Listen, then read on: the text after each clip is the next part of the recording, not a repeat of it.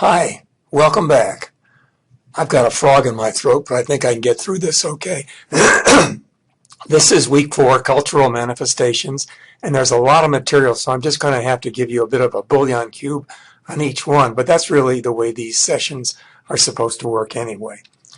Learning objectives, there's quite a lot of them, and I've added a couple to them as far as some of the things I think you'll find useful. Here's the assignment. I'll say more about the Shine lecture, but that advances his idea. Remember, what Shine is trying to do is to give us a sense of what goes on in organizations, because the book isn't really destined for the reader who wants to know just about organizations. It's destined for the reader who wants to know about leadership in organizations. So we have quite a few more chapters to go yet, but he's gradually getting us prepared, sort of giving us the musculature so that we can get to his chapters on leadership. You might say putting it all together. That's the aim. The culture matters, Lipset and Lenz. Lipset was a professor here, probably one of the most famous sociology professors that ever lived, the most quoted one. He was in this department till he died a few years ago. But anyway, his article is about corruption as a predictor variable. I'll say a little more about that later. The Schweiter piece is interesting on its own. He's a very pointed presenter of his ideas, but at the very end, he takes very strong issues. So read those afternotes, because he's really giving some of the other writers, including Montaner, a hard time. So see if you like that kind of dialogue. America, Christian Nation, that is a fabulous paper in my opinion. You don't have to be interested in religion to enjoy it, but its basic question is America a Christian nation?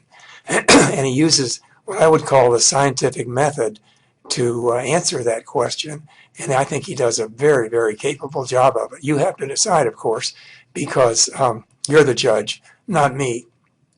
The Gapminder site is an exceptionally interesting one, and you can just click and go right to it. And also, Stella and Philip in the class last semester did a wonderful lecture, and that's also available for you. It's an explanation in 7 or 8 minutes of what Gapminder is, and also Stella does some significant Gapminder-based analysis. Any student can do that based on the toolkit that they provide.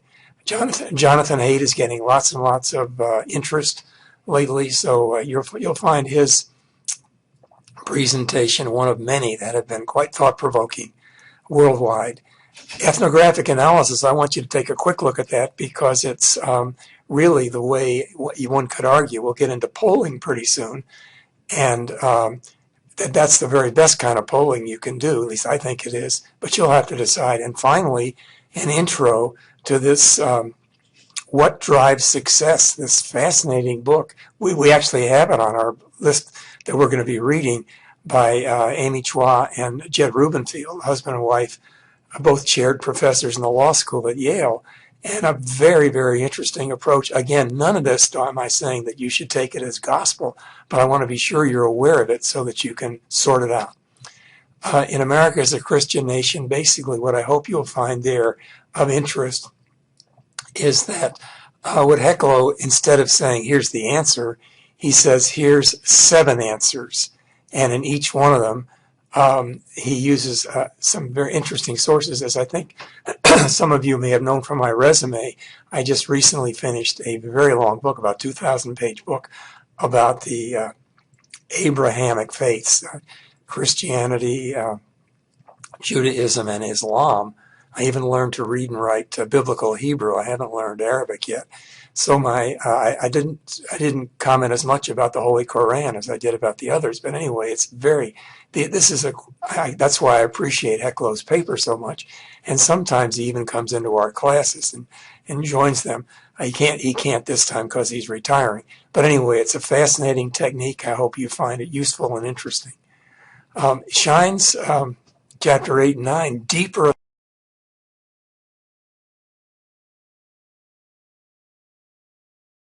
assumptions. He's getting into some of the things that are we probably don't think about so much. Time and space. How many people that you talk to are nose to nose, and how many people are so far away you can barely hear them? He says that's very important. Different placements, intimacy, personal, social, public. It's all part of it. Human nature, activity, calculative self-actualizing. Well, you know how he is now. You've been reading quite a lot of his material, and this is the concluding shine part for getting ready for the writing the research paper or the first assignment. So I hope you'll find some of this to include in that paper as well when you're using shine examples. Ethnographic analysis, most people don't know about it, and that's why I included that GAO study as part of the readings. It's basically a way of really doing what Margaret Mead did, living among the people or finding different ways of getting data about a population, participant observation, open-ended interviewing, and also semi-structured interviewing. They all work very well. They're drastically more expensive than having a phone bank in the Midwest that makes 900 calls every night and then purports to say this is how Americans feel about this and that issue. But it's a very important way of going about getting information, and I would argue it is the way that it should be done if possible. Cultural typologies. This is probably one of the best known ones. Shine will give us some, and I will quote those later on. But Hofstede's culture dimensions, now that you've seen the Engelhardt maps and some of the really good posts that a few of you have put up there where you actually analyze the more recent Engelhardt findings, the Hofstede's dimensions are similar in their approach, that is, they're binary to the Engelhardt ones, but they use power, distance, uncertainty, avoidance, collectivism versus individualism, which is as close to the Engelhardt ones as you can get, I guess. Masculinity, femininity, and long-term versus short-term orientation. I won't talk about it now. I'm going to do that in one of our face-to-face classes, but I hope you find it interesting. And there's the website if you want to get more on Hofstede. It's a very, very interesting way of looking at cultural typologies. Lipset and Lenz, remember Lipset is really offering us the idea that corruption is either a predictor variable. He seems to think it's a dependent variable, not a predictor variable. And but look it over because it's a really interesting idea. You can rank now that we've got the Gini coefficients and we have the UN Human Development Index that I told you about last time, there's also the Corruption Perception Index. That's our index for this week. And as you'll see in a moment, there's far more than one. The CPI, it's not just the Consumer Price Index, it's the Corruption Perception Index. Here are 5 more of them.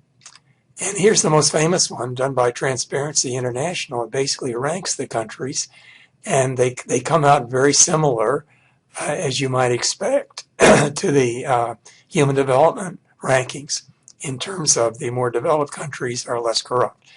And the Protestant ones, well, you'll have to judge that one, but I think we have some interesting posts on that already.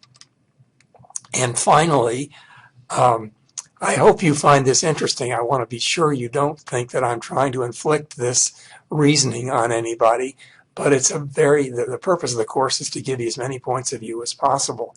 And the triple package certainly does that. And we have it as a class text, which we'll be reading later on. This is just a brief summary of it from an article in the New York Times. But they basically explain or try to explain the rise and fall of cultural groups in America. So on the list here, you see the ones that the social groups that they find superior. There's 6 national groups and then 2 religious groups, Jewish, Indian, Chinese, Iranian, Lebanese American, Nigerians, Cuban exiles, and Mormons. Again, it's a very controversial idea. Professor Chua is the one who wrote the book called Tiger Mom a while back, which got a huge amount of ink in the papers and a lot of publicity, some of it very unfavorable. And this book has been quite interesting in the reaction that people had to it. So I just wanted you to know about it. The secret If it is a secret, they say there are three things that characterize the three groups: superiority complex, also insecurity, and impulse control. Those are the elements, and they have, as you'd have to have in a book like this, vast amounts of data to try to make their point. Whether you believe it or buy it or not is that's up to you. That's what this course is about, to throw it out there and let you see what you think. But it's definitely something that may be interesting to you.